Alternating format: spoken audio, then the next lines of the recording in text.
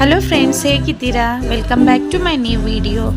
ಇವತ್ತು ರಾತ್ರಿ ಊಟದಲ್ಲಿ ನಾನು ಸಾರು ಮತ್ತು ಅನ್ನವನ್ನು ಮಾಡಿದ್ದೀನಿ. ಈ ಸಾರು ಮಾಡೋದಕ್ಕೆ ನಾನು ಸ್ವಲ್ಪ ಹೆಸರುಬೇಳೆ, ಅದ್ರ ಜೊತೆ ತೊಗರಿಬೇಳೆ, ಆಮೇಲೆ ಸ್ವಲ್ಪ ಶನಗೆ ಬೇಳೆಯನ್ನು ತಗೊಂಡಿದ್ದೀನಿ.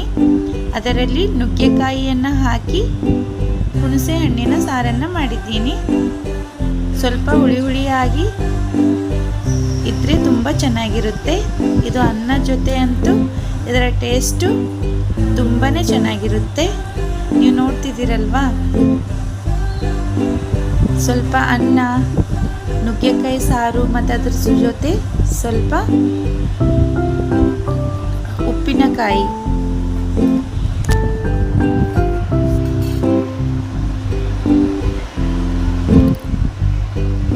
ಇದಕ್ಕೆ ನಾನು ಬೆಳ್ಳುಳ್ಳಿ ಮತ್ತು ಸಾಸಿವೆ ಜೀರಿಗೆಯ ಒಗ್ಗರಣೆಯನ್ನು ಕೊಟ್ಟಿದ್ದೀನಿ.